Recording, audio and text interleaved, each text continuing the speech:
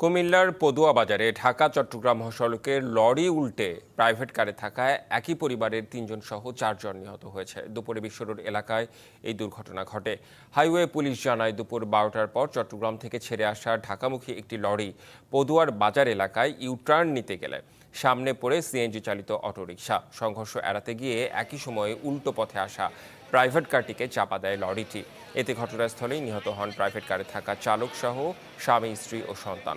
CNG অটোরিকশার যাত্রীদের আহত অবস্থায় উদ্ধার করে কুমিল্লা মেডিকেলে ভর্তি করা হয়েছে।